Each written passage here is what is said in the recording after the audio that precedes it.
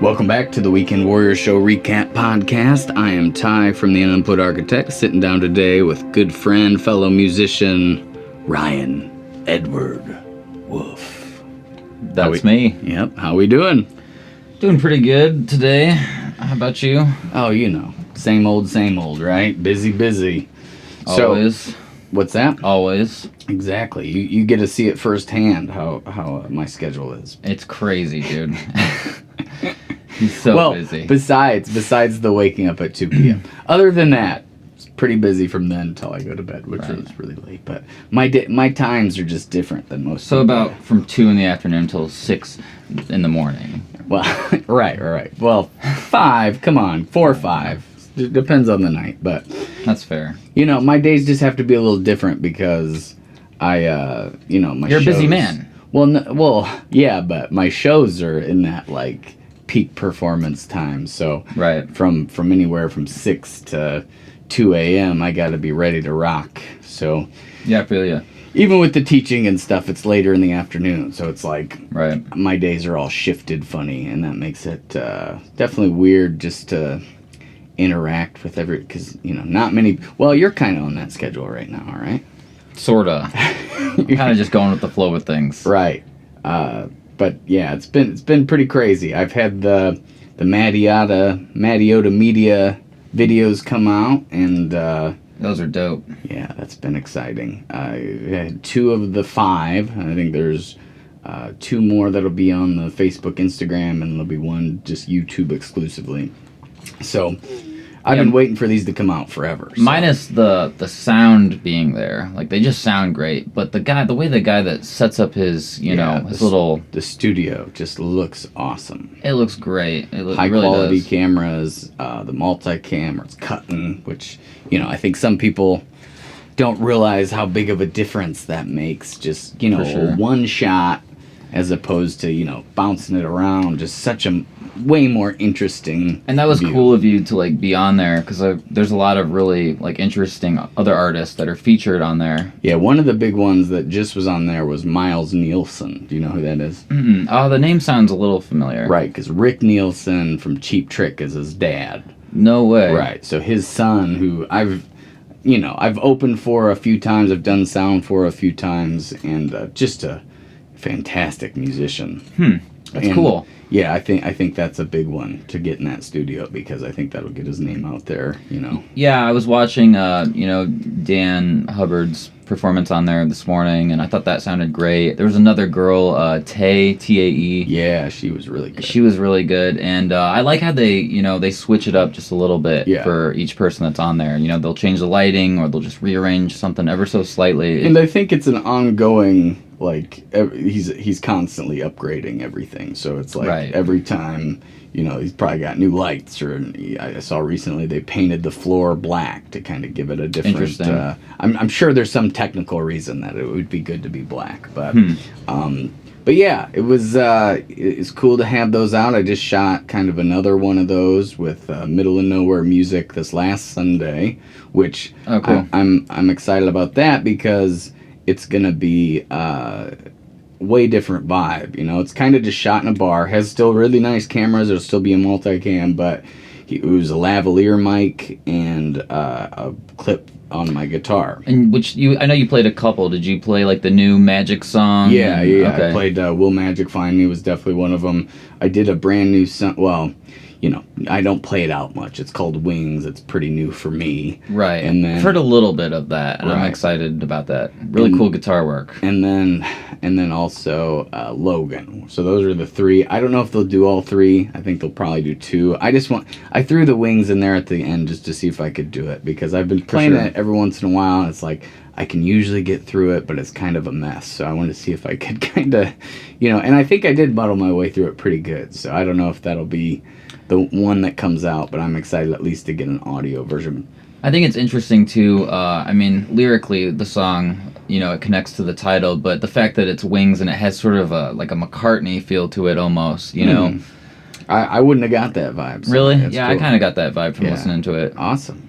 I'll take that any day of the week. For sure. But, Yeah, so then there's been that. That's what, kept me pretty busy with the posting those videos and trying to get them everywhere, and then also recording, and then I had the shows. So Friday I played at the Lucky Logger in Mount Pulaski. Okay. How did that go? It was different. It was a small place, which is always a little scary, to bring my whole one-man band kind of into that smaller space. Mm-hmm. And then I'm worried about the volume being too much. And the crowd was a little bit, on the upper age. I see. So that's also a very scary thing, because I don't want to, it's easy to turn people off just by being a little bit too loud. Yeah. So, I'm pretty conscious of that now. But, there's been years and years where I was not. So I think it's important to be self-aware about those things, though. So it's like when you go into another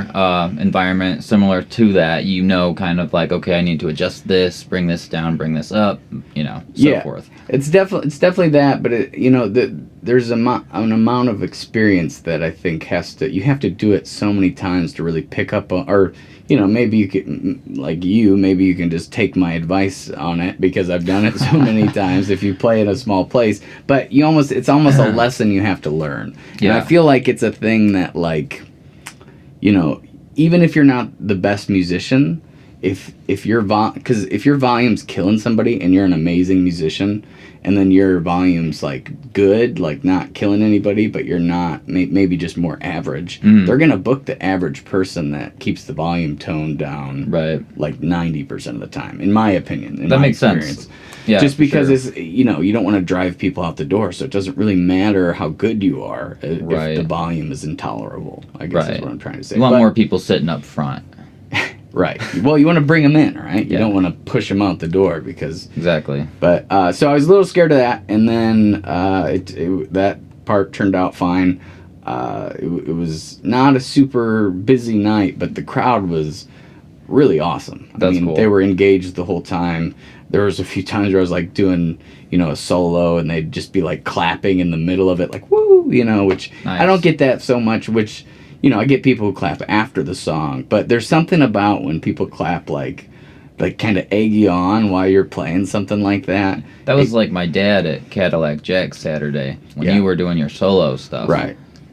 But just going into those improv jam sessions for 2 minutes. But it just raises your I don't know. It's your confidence, I guess, is what it is. So then maybe I don't know. It's been fun on guitar lately. I've been just taking more risks. It gives you this sense of self-empowerment. You're getting that positive response from somebody that you're clearly connecting with in the audience, and it's making you almost play better. Right. Or at least feel like you're playing better, which is good too. Yeah. Just the confidence of that is nice. Absolutely. You've played a couple of shows where Susan has been there, right? You remember Susan? You might not. Duffy? No. But, wait, you know her daughters. Yes, Sam and Megan Duffy. Okay, but I think her last name is different. But her last name is different. But I worked with Sam for a while, and we're friends, and Megan's really cool too. But what I'm getting at is there'd be so many times where I'd be playing Misery or something, and I think that's one of her favorite songs, but where she would just be in the middle, giving me some feedback, woo, She was at that Braves when we played there, and she was really fun to be around. Yeah. She's a really, really cool lady. But just people like that just bring your spirit up, Definitely. You're few and far between, but you appreciate those people so much. So I guess what I'm trying to say with the Lucky Loggers, that's how I felt. It was a lot of that positive, and I just felt good. I felt like everything sounded really tight, and it was a good show all around. And then we turned around, we had Cadillac Jacks on Sunday, which I was happy to get you out to play a few tunes. Was that Sunday? Or Saturday. Saturday. Sorry. I thought it was Saturday. I get my days mixed up. It's that 2 to 6, man. That time between, it's tripping you out, man. Yeah, well, I'm mostly always like that, I think. But I feel you. Anyway, so it was cool to get you out, cool to get you playing. It's been a long time since you've played live, right? It's been a long time since I've played in front of that many people, right? Like that. But And in a sense, I feel like I didn't play in front of that many people, but just because it was kind of like a busy night. There was birthday parties going on, which was kind of cool, honestly, because there was Yeah. some extra Pontiac people there that maybe wouldn't have been, and they were halfway into it. I mean, they I don't think we were the reason they were there necessarily, but they recognized, I think, me. And because I had a couple of them come up and be like, "Are you, Ty from Pontiac?" And Are you an actual architect? We did get that question once. That's always a question I get, like, over and over. Are you unemployed right now? Do you need a job? Yes, is the answer to that. But so yeah, it was very cool to have the Pontiac people. I wasn't as focused of a crowd as, like I was saying, the Lucky Logger. That's what I was saying. That's why I was saying it was almost like I hadn't played in front of that many people, because when you have a night like that where there's like all these things going on, it's like their priorities and whatnot, and it's good to have like music going on in the background, but it's like you go there to meet your friends and do stuff, and that kind of comes comes second to like the actual music part, right? Yeah, and sure. I think those are just shows you have to play. I played plenty of those where you're just like you're there as a supporting act, not as to just the bar. The nice thing about it was, like, because I hadn't played in a while, you get kind of in your head before you go on there. You're like, okay, like, don't screw this up. Right. And then it's like, it kind of takes a little bit of the pressure off when there's not as many eyes glaring. And glaring's a bad. They're like, they all just like watch me play like this. Like, what is he doing? No. Glaring is not the right word, but staring, yeah, that works. But if they're not, if that focus, and it's a double-sided. If you say the wrong thing, they might glare. Right, or if you play, the wrong thing.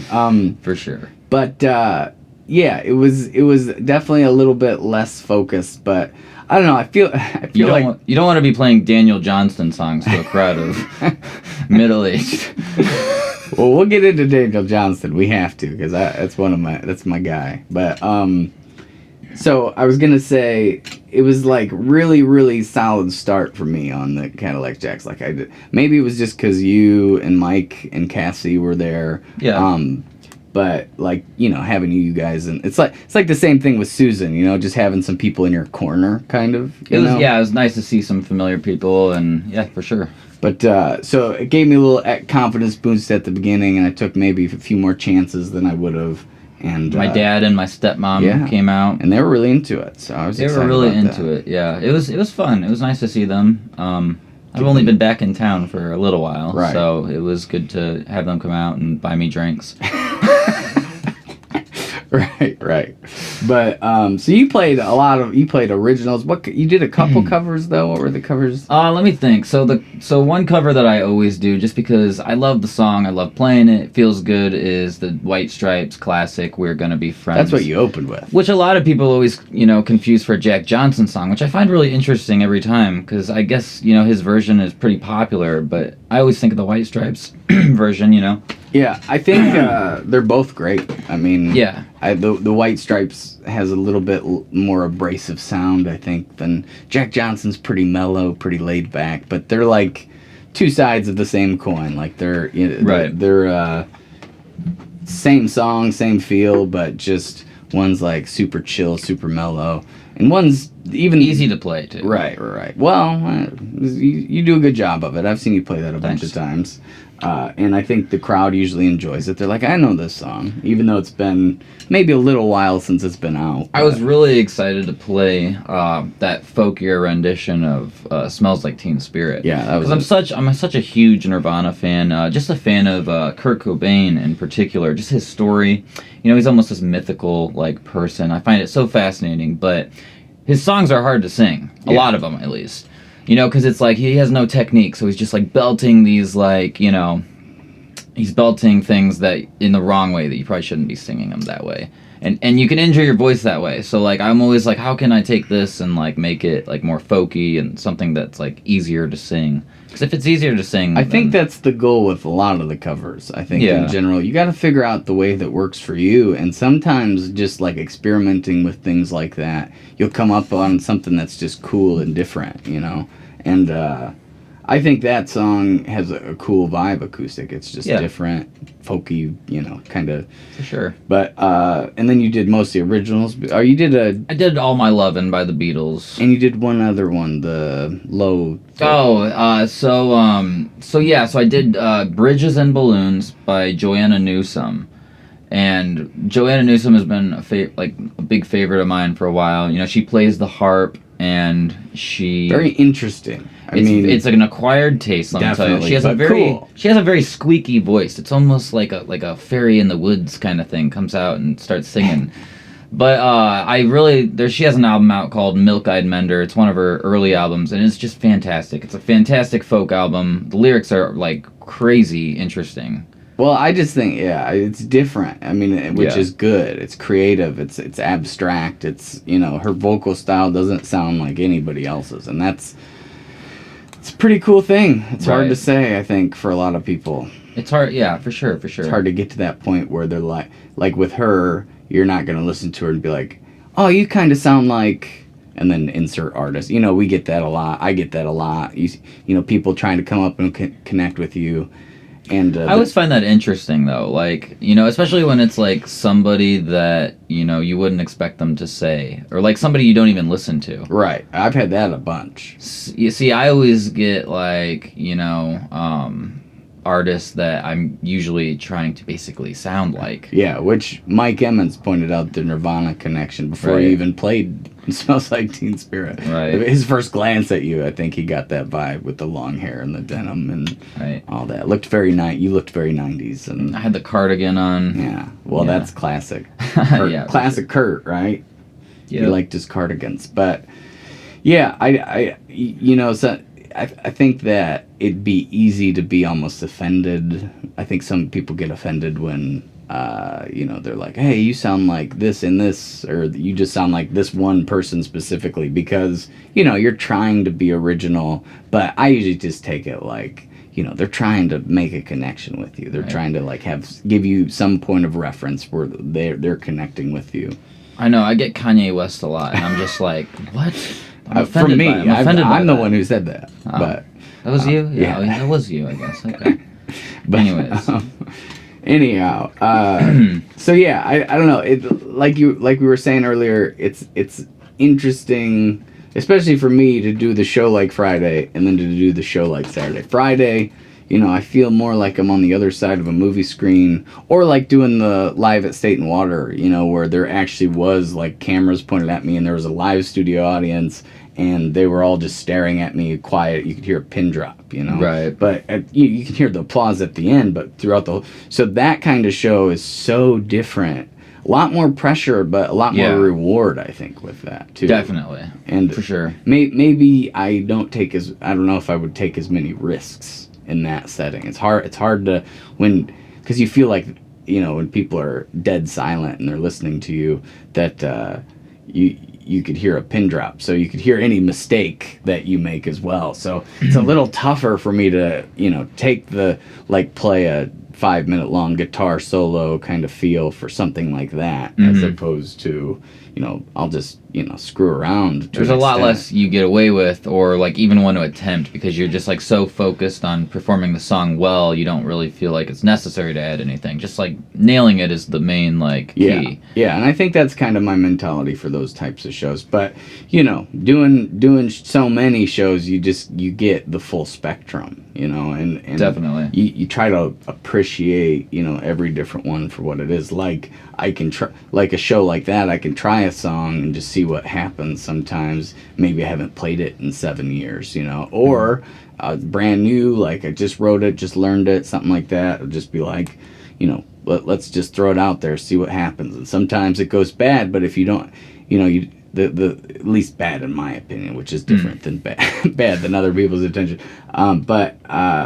If not all eyeballs are focused directly on you, if it doesn't go like amazing, you're not like, it's not the end of the world. Right. But if you do that and everybody's staring at you so intently, you're like, they saw it. You get that weird feeling of just like, I failed. Yeah.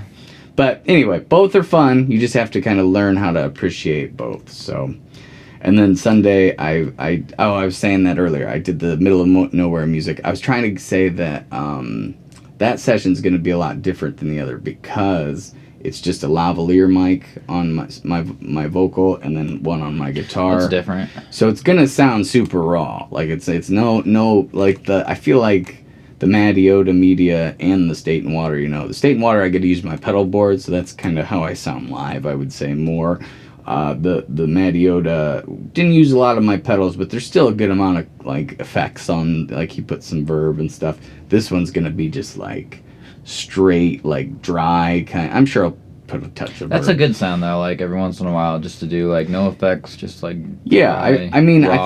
I think it's cool to have the spectrum. Yeah, definitely. I think that's a something I may not have really gone for maybe a few years back, but I think the more I record, the more I play music, the more I'm trying to make it sound more like me. I feel like when I first started, I'd hear like I'd watch a bunch of live concerts, like they got reverb and delay on their vocals. Like I need to copy that to sound more professional, and then I think you overcompensate to an extent, and then you kind of are walking it back like for years and years and years until I'm at a point that.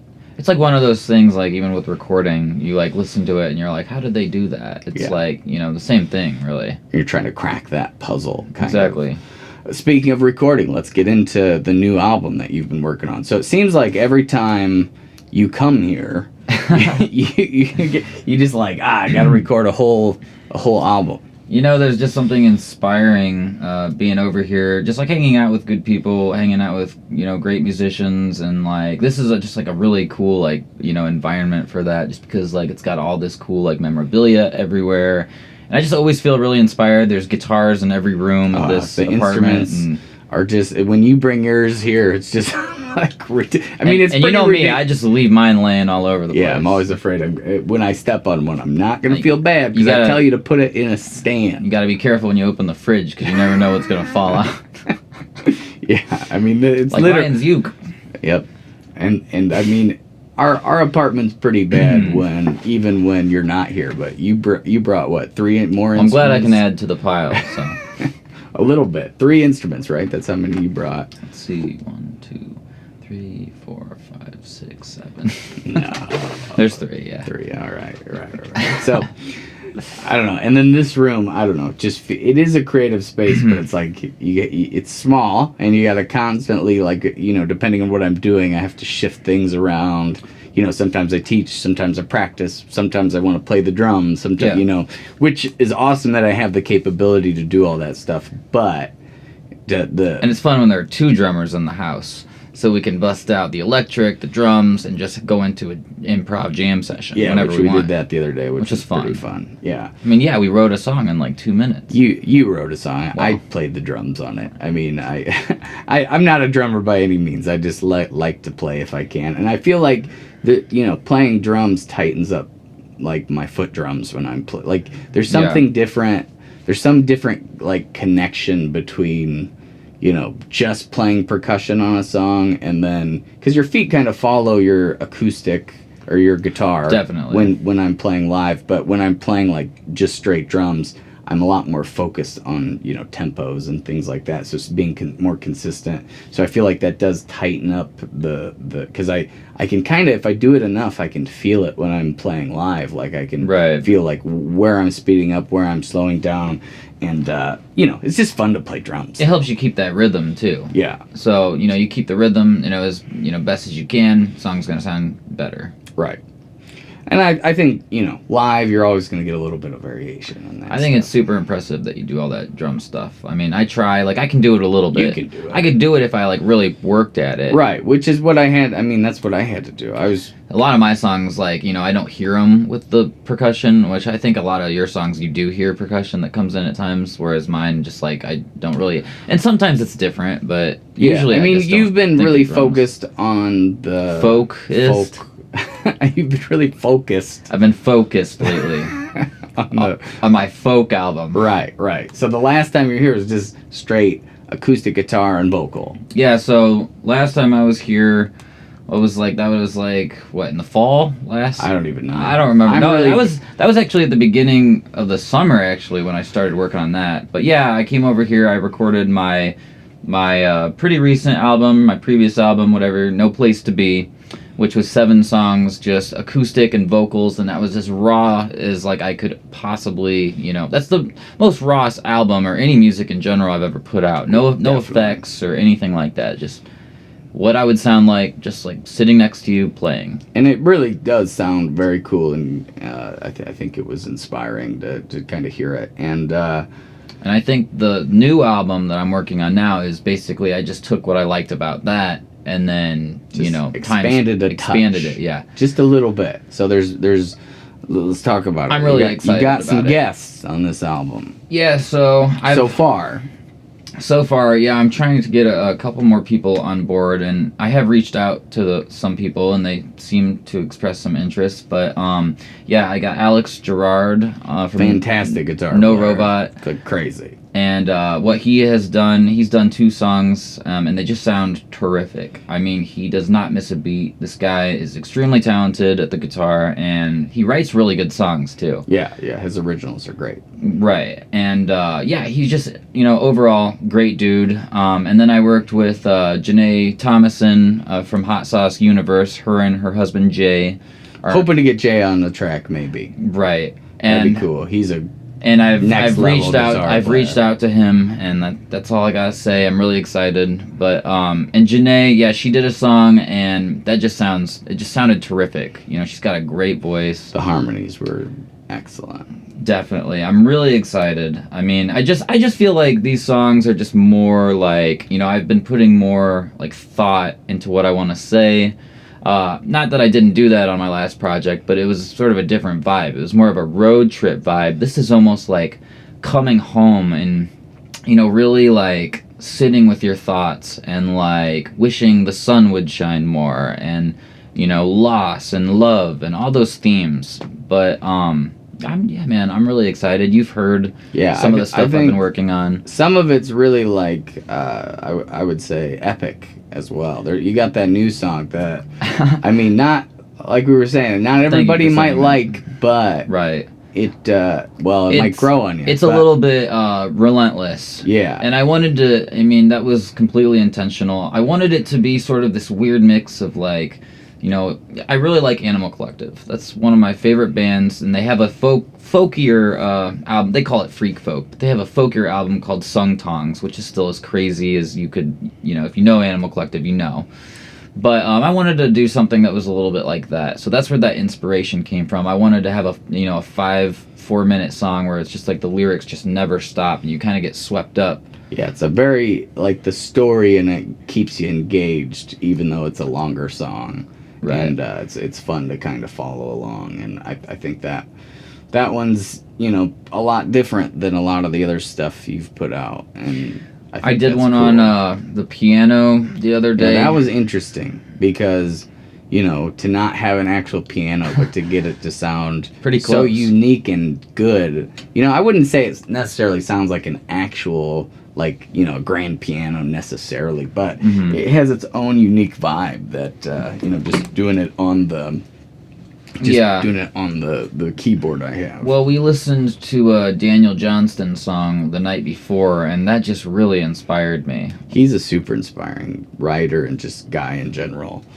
He's been he and I do want to mention that song that I'm referring to was Story of My Life, which has this very dreamlike quality to it. It's kind of lo-fi. It doesn't sound like the best quality, but it doesn't need to. In fact, I would say the quality not being as good as it could be actually improves on a song like that. I would say it definitely it's a very emotional, it's emotive raw, song. It's like honest and super genuine because it's like, you're not really like, you put all these thoughts into the way you want to mix songs and the way you want to produce them, and you add all this stuff that really makes these songs like stand out and sound amazing. But every once in a while, like there's something nice about just like leaning back in your chair, playing something, and just like singing it with like capturing that, instead of like trying to make it this big like elaborate production. But yeah, I don't know. That guy has been. I mean, I've watched that documentary. It's called The Devil and Daniel Johnston probably 4 or 5 times. I still need to watch that. And it is so good, so interesting. It's such an interesting. I mean, it's almost doesn't even feel like a real person. It's so like iconic. A lot of the story that is told, and kind of similar to Kurt Cobain. Yeah, I would say. But Kurt Cobain would wear the Daniel Johnston shirt. Right. Did he wear that on Unplugged? I don't remember. I've just seen pictures. I know he had the cardigan on. Yeah, I've seen pictures of him with the shirt, but anyways. I think it's Hi, How Are You is the album that he has. I believe so, yeah. On the shirt, which is, I think Daniel actually drew most of the, I mean, they're just like little tapes that he would make. Mm-hmm. And for the limited amount of technology they had back then, what he could do with it is just so generally brilliant. Yeah, inspiring. I think For it's sure. like we have so many tools and we still can't. I feel like I still can't capture something so raw and just amazing, right? And put it together, and it should be easier.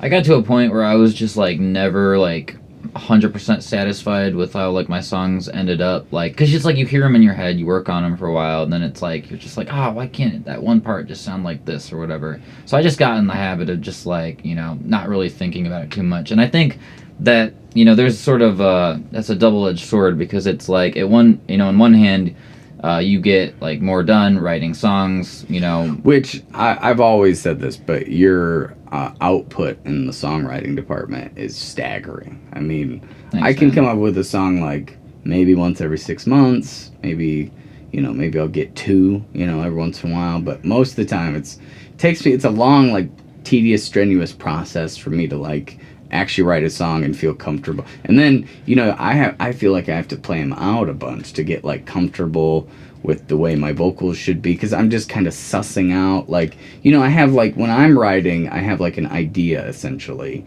and I write, I kind of have the melody, and then I play it out, and then I feel like that sets it in stone. For me, it's like I almost have to like the way that I'm able to write as many songs as I do so like often is because I usually like tend to disconnect from it a little bit, and I sort of like think about like a character singing the song, opposed to me, and I think about like what would they say that I would be able to relate to. So I disconnect from the song as I'm writing it, but then I connect to it later as I'm listening to it. And I've had that happen for some of my songs. Yeah. But, it's just, for me, I feel like, obviously part of it is I'm a little picky.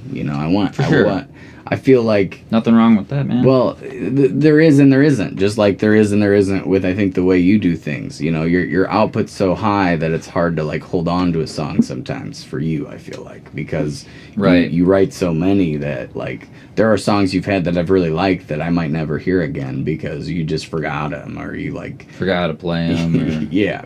Which is interesting, that it's something... interesting about the idea of you playing a really cool song for me that you did either like a voice demo or you just played it live for me, and then never will it be heard again, Right. Which is kind of it's almost like that's why, like, so for this project, I had this list of songs like I'd finished writing, and I was like, okay, this is gonna be it. But you probably noticed, like, every day it seems like I write a new one. Yeah. And that ends up being on the project. It's just because like it's not that I get bored with the songs, it's just like I don't feel like in the present with them anymore, and I have to feel present. And there's something to be said, like I've talked to a lot of like engineers, and I've heard a lot of interviews of producers, and they're like, there is something about like capturing it, like when you're writing it, and I've just never done things that way. I feel like a song for me has to kind of develop through playing it in front of people, whereas you're in it when, like, you write the song, you go straight to recording. Like this Magic song I'm about to release is probably the closest I've ever done to that. And right.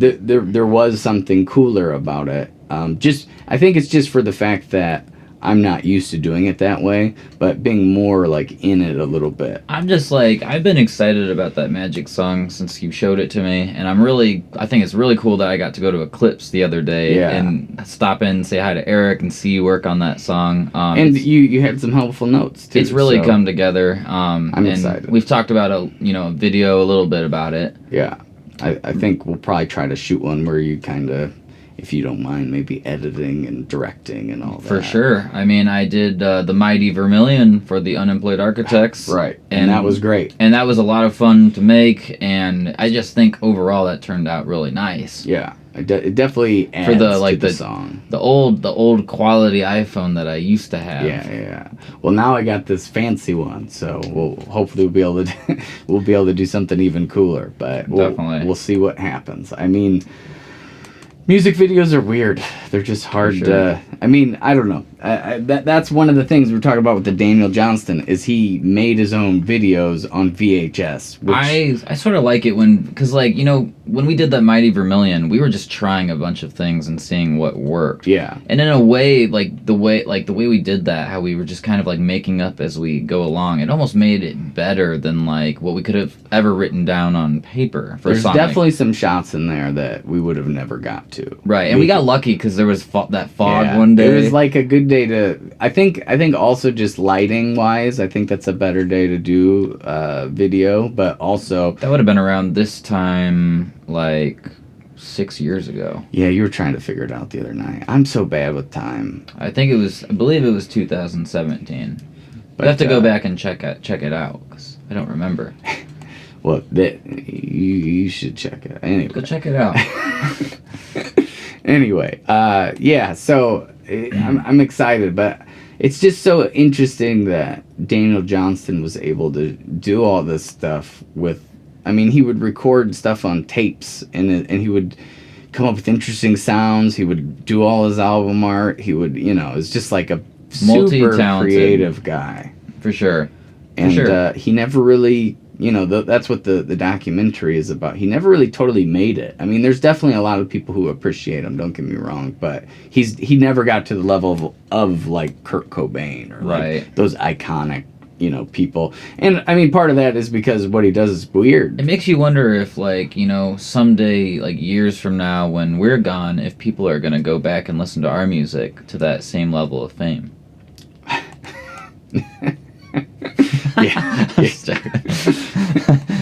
Yeah, I don't know. I mean, you'd hope that would happen, but I mean, it's hard to guess for sure. But I just think it's cool that like that's why it's so awesome. I think the documentary is what like made people like really kind of appreciate him, and that's something I've thought about for a long time. Is like that's why I like when you like tell your little stories before you play songs, because it just like it makes the songs better just because you feel like more connected. And I've been trying to be better about that. I mean, that's a conscious thing. I try to like come up with at least a line to say, just to get everybody's head kind of where the song is at, in my opinion. And I would like to do it more. I need to sit down and like really like... See, just like back to that whole disconnect, like I don't know if I could do that because like I don't really like, have stories behind a lot of them. Well, like, I'll take fact and then make it fiction, basically. Yeah, but I think if you were doing it for the songs you're writing right in the second, like if you did it at the second that you're writing them, you could probably come up with something. But I think there's a couple I don't like I don't care to explain. just listen to it. Well, there is that, right? So there is a certain amount of like almost camouflage you get if you just play the song and say how you feel instead of actually say it. It's easy for me to disguise, like, and you could probably relate to this too, just like depressing songs with happy melody. Yeah. I mean, that's 90% of what I do, I think. I mean, like oh, I hate my life. Like everything is terrible, but look at me.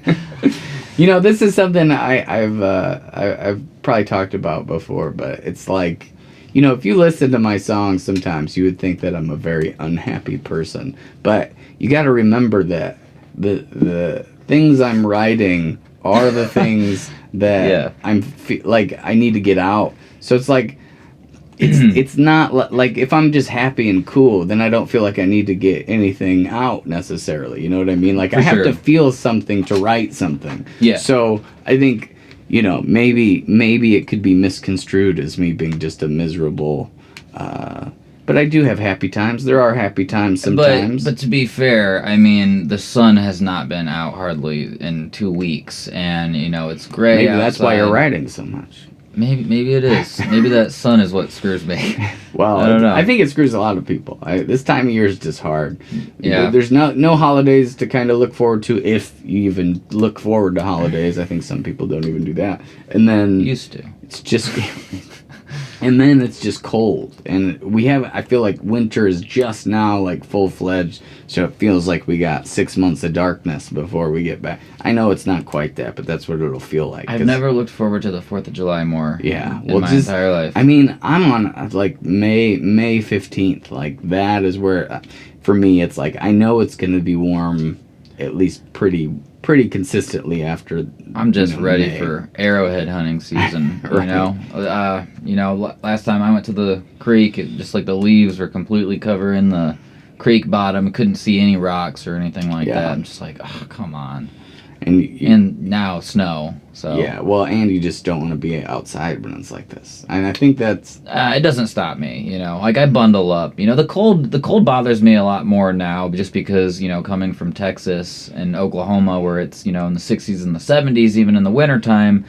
And then you get to get off the train, it's like 20 degrees. Let's talk about that train ride. Yeah. It was 20 hours on the train. 20 hours on the train, man. And that's Dallas. Definitely inspired one of the songs you wrote. But I mean, just tell me about that journey a little bit, because I've never been on a train for 20 hours. Well, so, I get really bad anxiety about the dumbest things. Like, I get all in my head about things that are like, end up not being like that big of a deal. That's everybody, I think. It's just a curse, whatever. But I was nervous, about the station there, because it's Dallas, and you're thinking it's going to be big. That actually ended up being pretty easy to navigate. They had like 5 tracks in a row, and it was like Amtrak, track 5. I walked to track 5, and the Amtrak was already there. But yeah, it was interesting. I was on the upper level. I don't think I've ever been on the Amtrak on the upper level, which is kind of cool. Neither. But I found a seat. It was crowded. There was it was pretty much a full train, so I had to sit next to somebody the entire way. But first couple hours, not like terrible, but those coach seats are just not very comfortable. And 20 hours is that's 10 it's a long times time. 2. So think about 10. Are you sure? Think about 10 hours on a train. That's 20 hours. So to put that in perspective. Or you could say think about 5 hours, but then do it 4 times. Because that's also 20. 5 times 4. But, it was just one of those things where it was like, it was a cool experience. I just couldn't get comfortable. Yeah. I can't imagine. And, I just wasn't in the greatest mood that day. And, and I do want to say, too, when I got on the train, I had my duffel bag, I had my guitar, my uke, and I had like 4 jackets on because they wouldn't fit in my duffel bag. And I was coming here where I knew it was going to be cold, so I'm like layered up, and it's like 80 degrees in Dallas when I got lost a few lbs probably. I got down, I sat down, and there were beads of sweat coming down my face and the side of my head, and I took all these jackets off, but at some point, it was freezing cold. I don't know if that was when we hit Missouri or what, but it was just like I put like all those jackets back on. I was like, oh, here we go, like going back to the Midwest. Were you able to sleep at all? I slept an hour at one point, and then woke up at around 1, slept until was awake again. So honestly, I got about 2 hours the entire time. That's crazy. Yeah.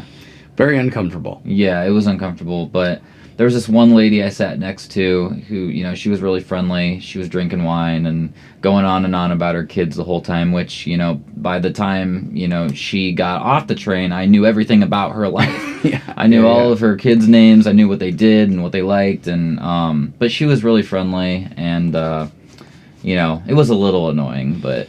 Yeah, you'll have that. I mean, I don't know. For me, I just want to put on headphones and just zone out the whole time. So to have somebody that's demanding some attention from you, it can't, if you're already feeling a lot of anxiety and stuff. Well, that was another thing. I had terrible service the entire time. I don't know why, if it's just that track runs through like towns with like really crappy service, you know. I couldn't even listen to a lot of music the entire time. So like that makes it like 95% worse. Yeah, it wasn't great. I would get really excited when like I could put, because like I would just I had to play albums, because like sometimes they would stay like in the queue, but you would get halfway through and the service would just cut out. I'm like, oh my god, like, are you kidding me? Yeah, podcasts are your best friends, I think, in that situation. But yeah, so that was the train ride. Yeah, glad it's over with. You know, honestly, I felt a lot better when I stepped off the train, even though it was cold or whatever. Like, you know, I was like, oh my god, I can like stretch and move around now. And then we were just getting back from Texas, and then you ended up and came and stayed at our place. So that was kind of cool to, you know, just have some hangout, chill time before back to real life, because that's kind of what it felt like when we went down to our Nashville little tour thing. Is like, it just felt like not, I don't know. It was like... Wasn't what you expected. Well, it definitely wasn't what I was expected, but, you know, when you're on doing like a tour, it just doesn't feel like real life, kind of. Like, it's not like the standard, you know, I get up at 2, I do all my, you know, all my computer work for a while, I teach, I practice, I work out, you know, I have this like very specific plan. But then when you go on like a little tour or something like that, it's completely different, you know. It's just like, and then you're playing these shows in these crazy places and driving through the city. It's like a crazy adventure. And then like you get back and you kind of have a little bit of this like come down kind of feel where you're like, well, you guys got to go out to LA sometime. I would love to. I want to go everywhere. I mean, that's the goal, is to like just travel as many places as possible. I think it's hard, like, to make it, like, not that I necessarily want to move, but if I did, like, I want to experience a lot of different places to decide kind of where I would want to end up, you know? I hear there's places for rent in Chenoa. Chenoa? Chenoa. Yeah, I've been over there. I played over at the Brown Jug. You know, and then if you drive a little through there, Fairbury is another hot spot where I've played plenty at Gigs Place. But for sure, very familiar with that town. But yeah. Fairbury's a cool town.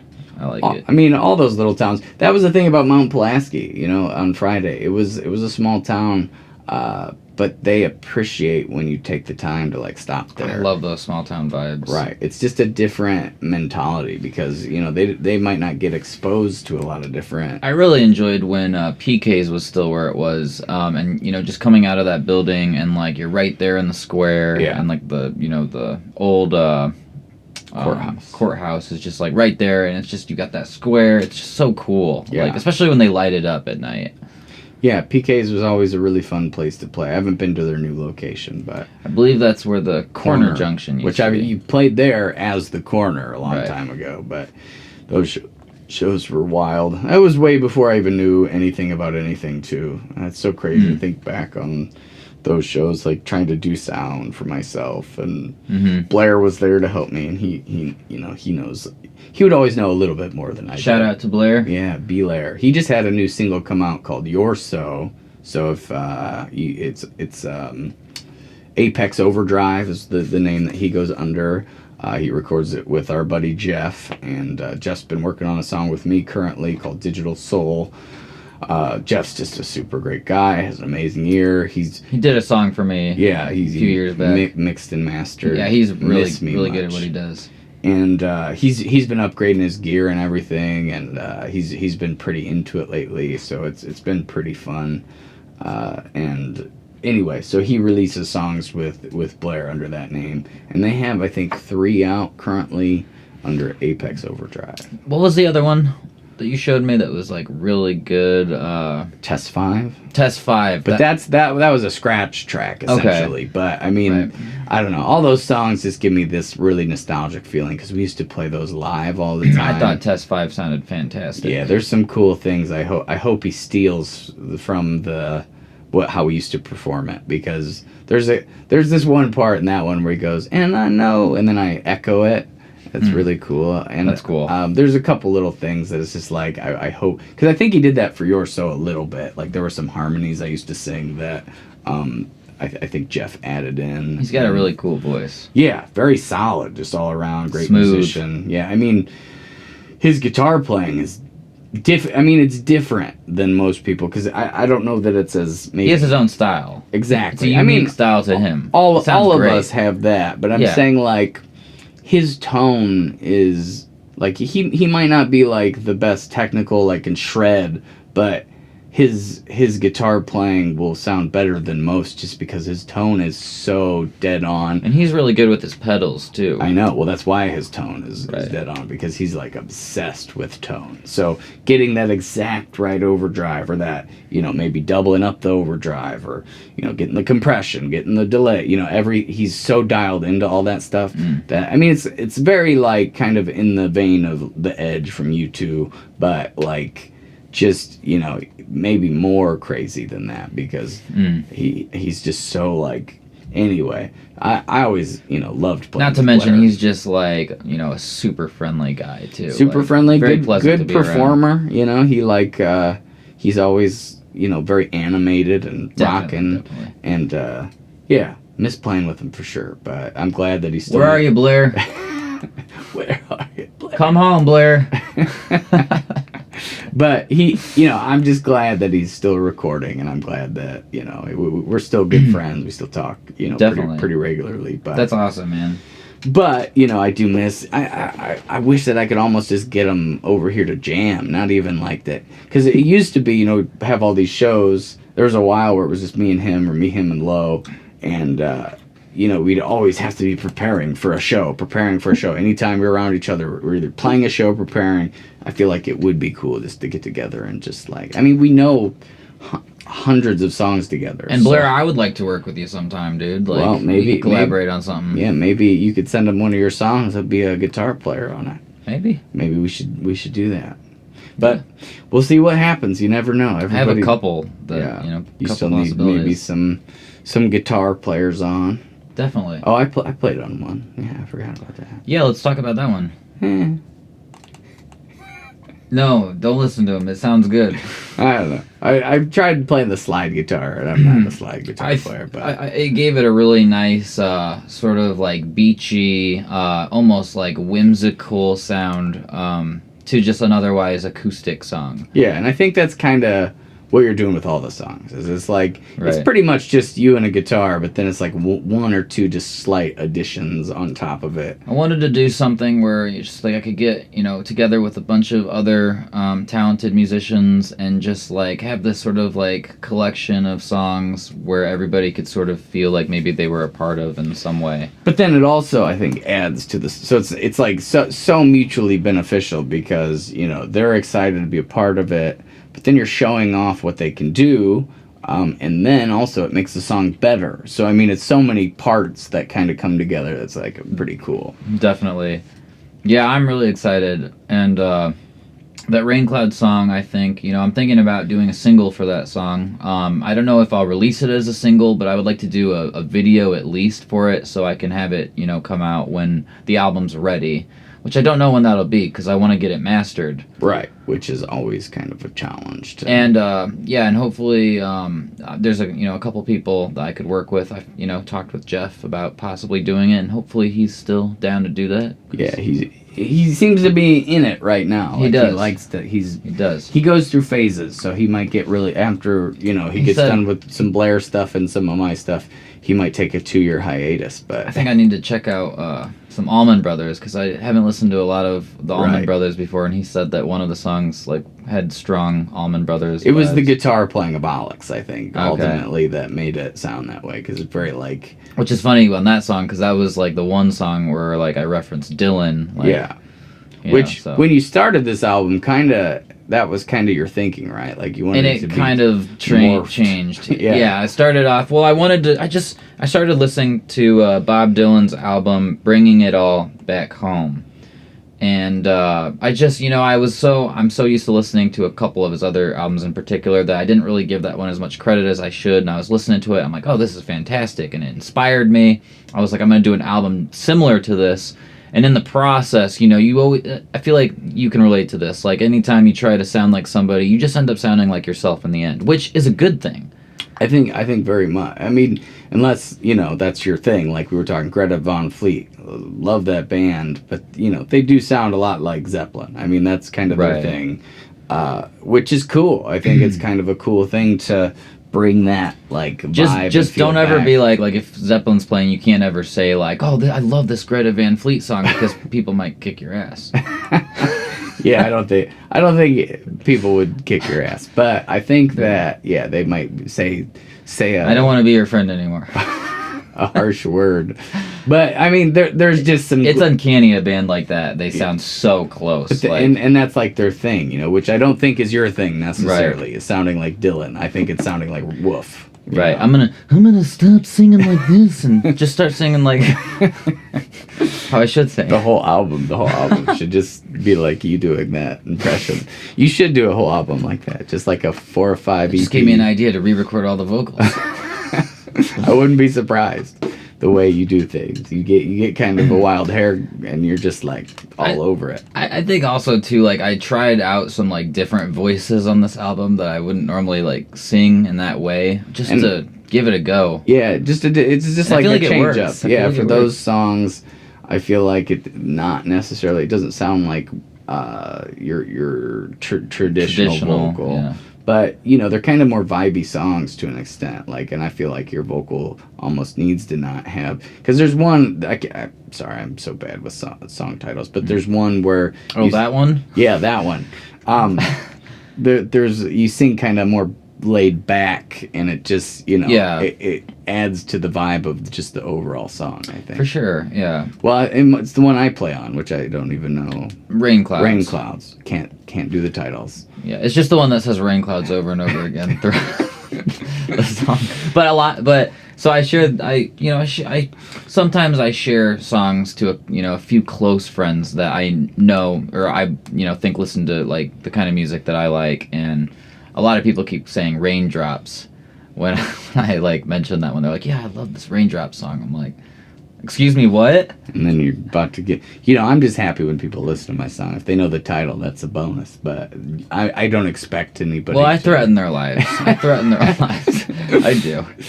There's a ransom. There's usually a ransom involved. But, I mean, it's worked for me getting people to listen to me. Holding people hostage to listen to your music usually is a good plan of attack. But, it's... I don't know. It's just one of those things where it's like... I don't remember what we were talking about.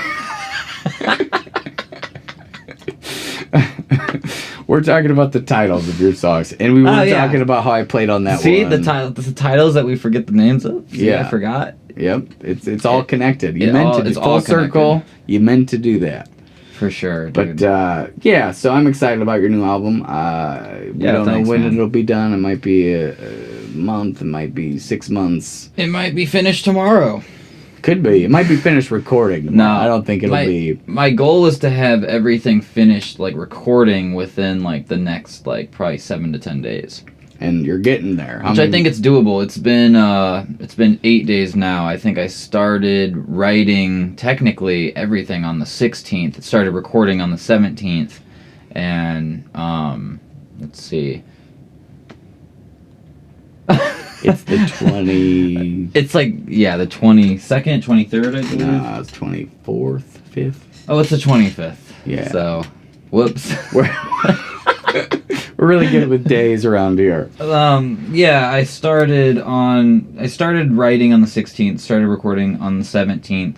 So it would have been a week yesterday. So today, if I work on it today, would be the 8th day. And I didn't record all those days. Right. But almost all those days. But I have been like mixing and like trying to make everything sound basically just like the best it possibly can. So that way when everything is finished, like I'm already like halfway there. Right. And I don't know. There's mixed feelings about that, I think, in the recording community as far as like... Yeah. You should just track everything, not mix while you're tracking, and then do the mixing completely at the end. But honestly, I don't think I've ever done it that way. I think most engineers naturally just like start doing stuff right away. Yeah, and I know like when I've like, and maybe you can relate to this when you like work with producers who are mastering your music, and it's like you exported it with maybe just like a little bit compression. So it's like, they if they don't have that note or whatever, then it's like they're gonna add their own compression, and It's gonna sound doubly compressed almost. exactly. Right. And Which I my think point I don't remember, but that is a fact. we were talking about mixing in Yeah. real time, like recording and mixing, and not like, I think some people might say that it's better to track everything, and then start mixing. But which I think you do to an extent, because your songs don't have a lot of instruments, but like The mixing kind of changes like as it goes along. Like you listen to it the next day, you're like, okay, I'm gonna change this. The next day you listen to it, like, oh, I'm gonna change this. The next day you're like, I don't want to listen to this anymore.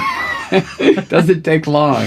And then you take a couple days, and then you come back to it, and you're like, you have fresh ears, and you're like, oh, okay, this is what it needs to sound like, and then hopefully you can get it close. And then you release it, and you never listen to it again because you hate it. Right, because you've listened to it 100,000 times at that point. You every time it comes out, there's something just super weird about like you get so focused on like trying to fix things to make them sound the best that's all you can hear are the things that you want to fix, and your mind gets in this.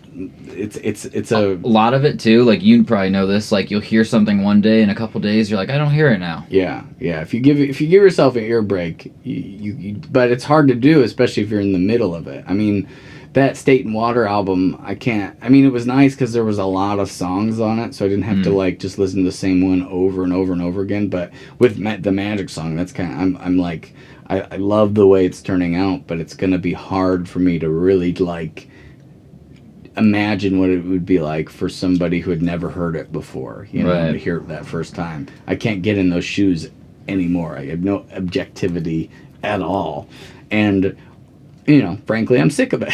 Yeah. Because I've listened to it so many times. And it kind of, you get in your head about it, and you start to think, is it even that good? Like, is it a good song? Luckily, you've told me a few times you like it, so that makes me a little more.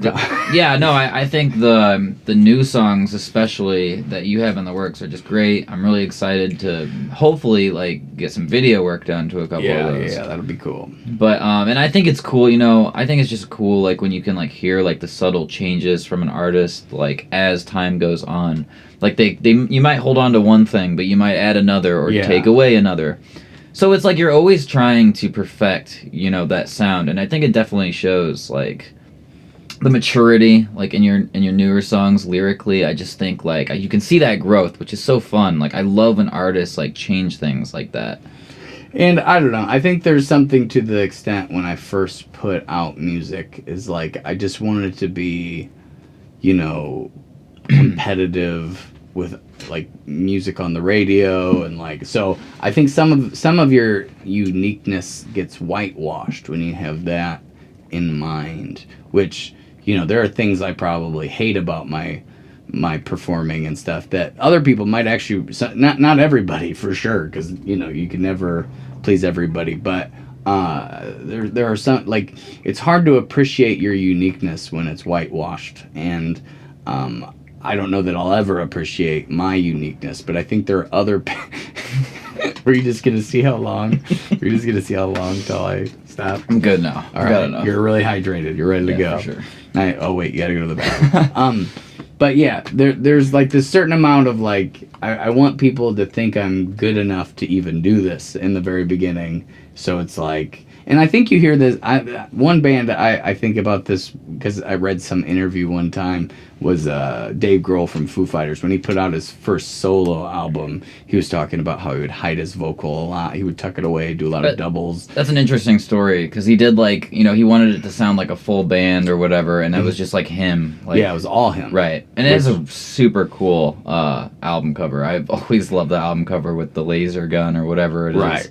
Okay, I can kind of picture it. I don't know. I'm not good with visual things in general, but but I think that idea of just like whoa, the idea of just him like being new. He's like new. He's trying to do his solo thing after Nirvana, which everybody you know, he was obviously probably pretty and he was kind of thrown into that position, you know, Right. because Kurt passed away, and like he couldn't just stop making music. So it's like that really, you know, sort of brought a new Dave to the surface in a sense. I mean, yeah, because to be the front man all of a sudden to your own band and your own project with your own songs, I mean, Exactly.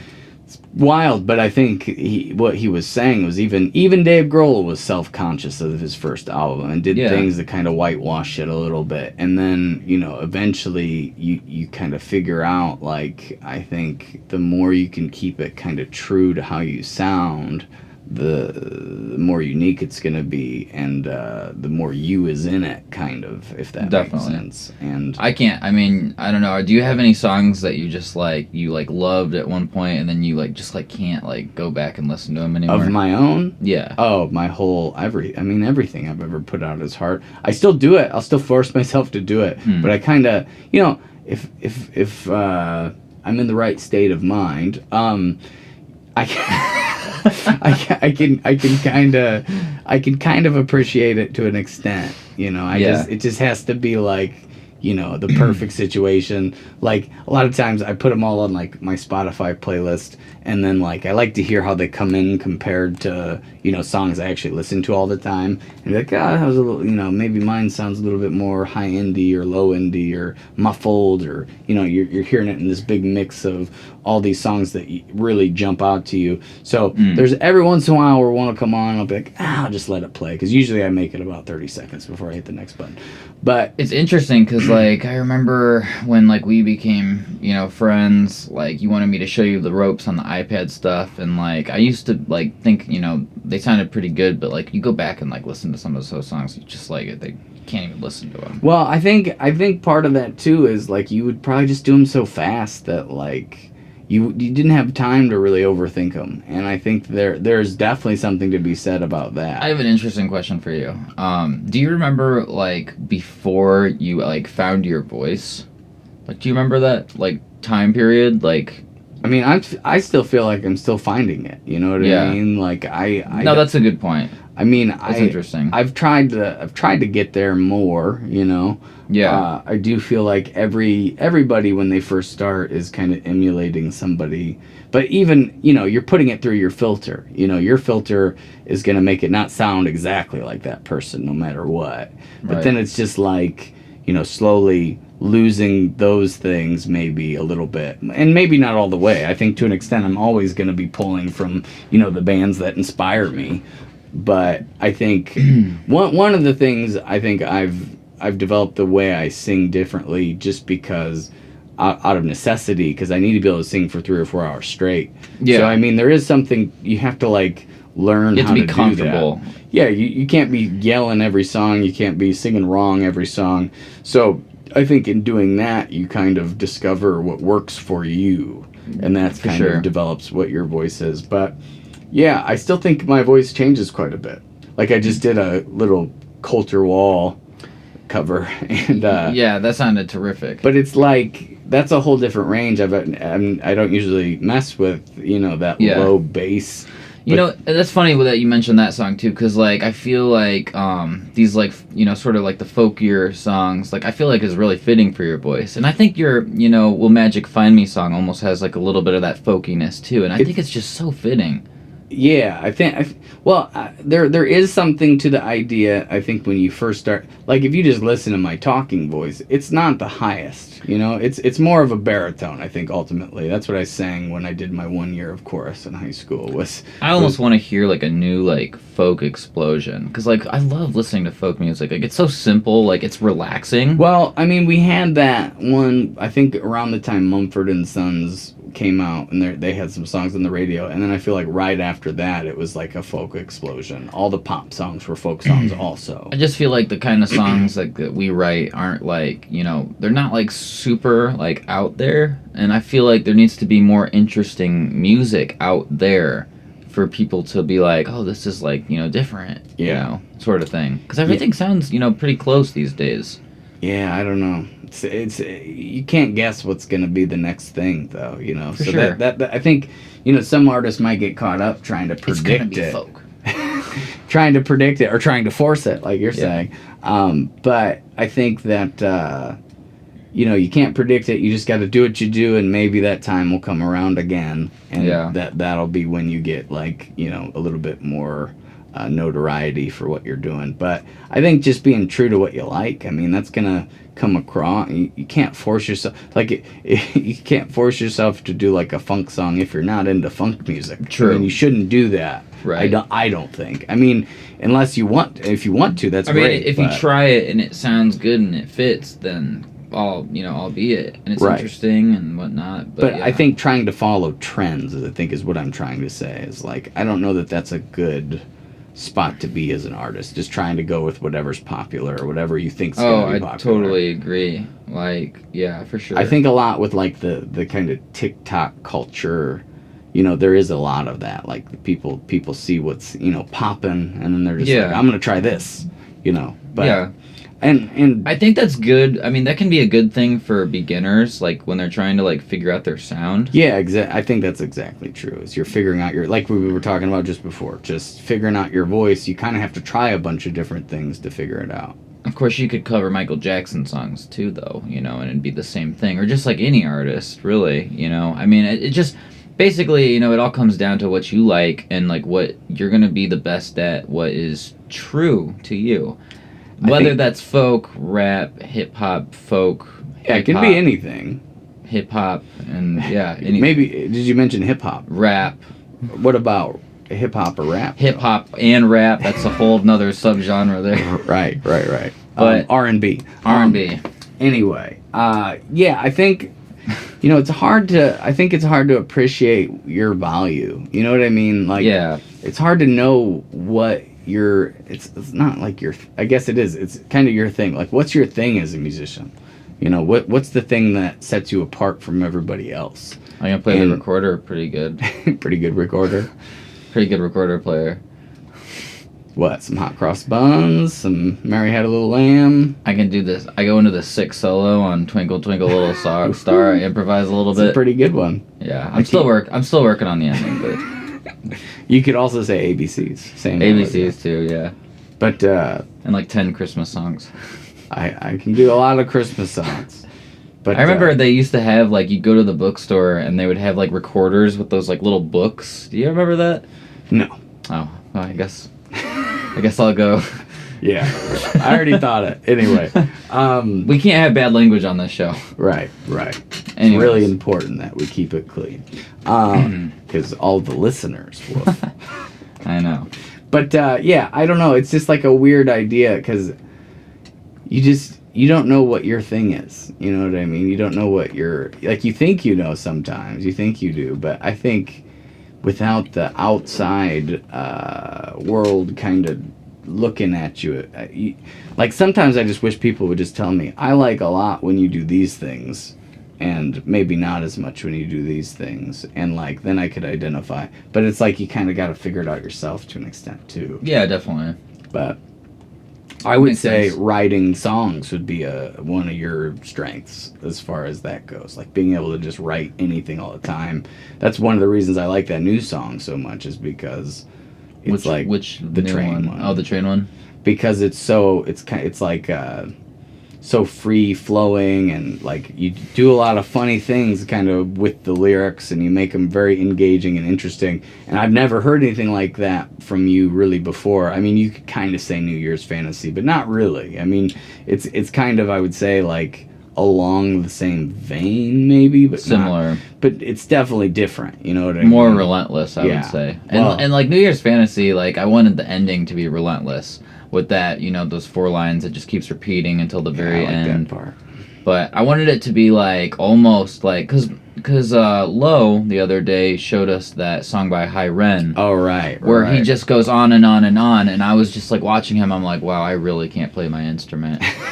And I'm like, just this guy is super talented. But I was inspired in the sense that like I wanted to do a song where the lyrics never stopped. So I was like, well, how could I do that? And then I was thinking about trains. And I'm thinking, like, they're going over the tracks. There's almost this sort of, like, repetitive motion, and I just you kind of emulate that with the rhythm of your guitar. Exactly. It's right, kind of clicky, just like a train. Yeah. Choo-choo, but there's none of that in there. maybe that's what you need to do. You need to go back and overdub some vocal choo-choos. It's almost a little rappy, even. Yeah, I could see that. Not rappy, but just in the sense where the key, but the flow of the vocals never stop. Right, and there's no real chorus in it. But again, I think my lungs are like pissed at me by the end of it. You're just tired of. Yeah, it's a lot of words. It's essentially a short story put to music. But the ability to just come up with something that creative is I think a definite thanks, man. Like positive. And I mean, you do a lot of things well, don't get me wrong, but I would say that that's one of your many strengths is and that might songwriting. I don't know, I feel really good about that one. Yeah. I just think it's crazy. Like it sounded crazy. I stayed up I stayed up till 7 in the morning writing it, got up a couple hours later and recorded it, and I was originally not going to record it because it's such a pain in the ass to sing, because it's hard to sing because I run out of breath. So, but, I was practicing it, trying to figure out those spots where I could take the right breaths, and honestly, just like being relaxed, it makes it, easier to perform, but I'm never going to remember it, so you're never going to hear it live. Right. Well, unless I can convince you, but we'll see what maybe happens. Maybe after a year, once I've memorized the story. Well, if you're waiting a year, I'm saying you probably won't. The way you run things, you'll have 8 different I'll be able to memorize it if I practice it. I know, but I think you need to do it now. Is what I mean. Start practicing it now. Yeah, because if you wait, you're gonna be like on to 8 different new songs that you're writing. So. Sometimes it helps me to when I'm trying to memorize my songs, because especially since I write them so fast, it's easy to forget the lyrics when you perform them, the next day. But if you listen to them and you're while you're working on the mixing and stuff like that, you're hearing them over and over. It definitely ingrains it in your head more. I think there is something to that. And just, I don't know, something... I'm just so excited to talk about that song. Yeah. I really am. Well, when it comes out, we'll have to do another one and talk kind of more in depth. I was super close. There was this impulse in me this morning that I was like, I just want to post this on Facebook and be like, this is what I'm working on, and see how people react. I think you should wait. I know. Do it the right way, release it the right way. I wish I could film a video on a train for this song. That would be super cool. I mean, just like the movie. Next time you're on the train for 20 hours, you'd have something to do. Honestly, wouldn't have the budget to do some of these lyrics. Right. Well, yeah. I mean, it would not be we would need pyrotechnics. We would need gallons of you know what? You just see the video when it comes out. Right. Well, I think you'd have to have a different... No spoilers. More abstract video, not necessarily one that follows along the story. It'd be cool if I could do stop animation for it. That would be so sick. It's probably really hard to do. One of my favorite bands, Fleet Foxes, they have a bunch of terrific songs, but in particular their song for White Winter Hymnal, which is one of their most popular songs, the video is sick, the stop animation and whatnot. But yeah, I don't know. It'd be cool to do something like that. I guess I've always told you that it would be cool to do something like that for Evelyn too. Yeah. Which I know I thanked you on the old Facebook, but it's nice to, I got that song on the live album at State and Water, and then I also got it on the Mariota Media studio session, and I almost discounted that song from being in Which the I live. Don't understand, because I can explain it really easily. I mean, I was playing with a group of people, and the song has a lot of changes in it, so it's hard to teach somebody. And it's part of it too was it's kind of a high energy, when I'm doing the foot drums, I tend to run out of breath on it, which still happens in both those live versions I released. But the only way to really fix that for me is just to play it out a bunch of times. But I was neglecting that, and then partially because the people I was playing with, it was kind of just when we recorded it was just going to be this is a song we recorded, probably not one we're going to play live, because I'd have to reteach everybody how to play it, kind of. So that discouraged me right away. And then I tried it a couple solo times, but I was just always running out of breath, especially when I was standing and playing. That was so difficult, the breathing on that, every song. That's a scary noise. You don't want to be scaring people. Well, your new song's pretty scary. But anyway, Yeah, so I think I kind of discounted it, and then you kind of talked me back into bringing it into the mix, and I'm glad I could do that because, like, yeah, I mean, I'm off the Design to Shine. That one always like shined, and nailed it. yeah, but and I just love, like, it's almost got this like haunting imagery, like, which makes sense because it's, you know, about A ghost. Yeah. exactly. So, well, I've told this story too many times, but it's like, was it a ghost? I don't really know. Ghost? I thought you were saying goat Yeah, all these years. goats. Oh, that makes sense more. Ghosts. Ghosts. But, you know, it's halfway between sleeping and awake, and just like I turned the light on and it disappeared, and, you know, I probably was just a figment of my imagination, but then, you know, just the idea of like, man, if that ghost was just hanging around me all day, probably who's haunting who, you know, that's kind of That's that's an interesting way to look at it. But yeah, so, and I don't know, Like maybe it's like you're the ghost and she isn't, and maybe this is purgatory. that's probably it. And that's a good note to end on. We're in purgatory more than likely. Think about it. All right, so I think we'll wrap it up here, but thanks for coming on talking. If you want, I mean, you can definitely come on a lot of these. Yeah, for sure. Always a pleasure, dude. And you know, it's always nice to have somebody to bounce ideas off of. And thanks for letting me, you know, record music here in this room. Yeah, it's awesome. I'm excited to hear what comes out of it. So, and I'm happy to be on that one track, and yeah, might get you on another. We'll see what happens. You'll change your mind 9 more times about the songs that are even going to go on the album. So for sure, you might be on one that you haven't heard yet, and I haven't written yet. That's a very good possibility. But anyway, so be on the lookout for that. I'm going to mention again, I have my live one-man band album out on Spotify, live at State and Water. And when does that Magic song come out? It's going to be March 10th. March 10th. All right, sweet. Yeah, so that's something I'll be kind of pushing some content out to promote, and I'm really excited about everyone to hear that, even though I'm obviously, like we were talking, a little burnout on it, but excited for I think it's nice when other people hear it, because then it reignites it for you a little bit, you know? Yeah, definitely. And I never really get tired of playing that song either. It's like there's some sort of magic in the re-performing of the, you know, even if you're tired of your songs listening wise, you know, being in the moment and playing them, you can elevate it for you quite a bit. But for sure. So that's March 10th. I got the Madiota media stuff. There's going to be a track a night, which by the time this airs, I'm sure that will have already happened. So there should be 5 total tracks with that from that studio session, and then soon to come is the Middle of Nowhere music. And then we got Ryan Wolf's new album, which will probably come out in April. That's pretty soon. That's pretty soon. Maybe I'll push it back a little bit. I really want to make sure the mastering's done, and I want to promote it the right way too. So, But I'm really excited for y'all to hear it. And if you haven't already listened, you should go listen to No Place to Be, which is available on all streaming platforms. Exactly. And you got a couple music videos that you shot and edited yourself. Yeah, go on YouTube, go check out, look up Ryan Edward Wolf, No Place to Be, and there's a video for the title track. It was really cool. We shot that in Colorado. Yeah, and Wondering. And then the song Wondering, which is kind of in the middle of the album, we shot that in Colorado as well, but they both have different vibes. And then there's a lyric video you can check out for my song Only Time Will Tell. That's also on the same channel. Would really appreciate it. Yeah, and just remember, you know, if you're listening to this and you actually made it all the way to the end, super generous of you to make it this far. But please hit that like button and subscribe. You'll be doing him a huge solid and me a huge solid.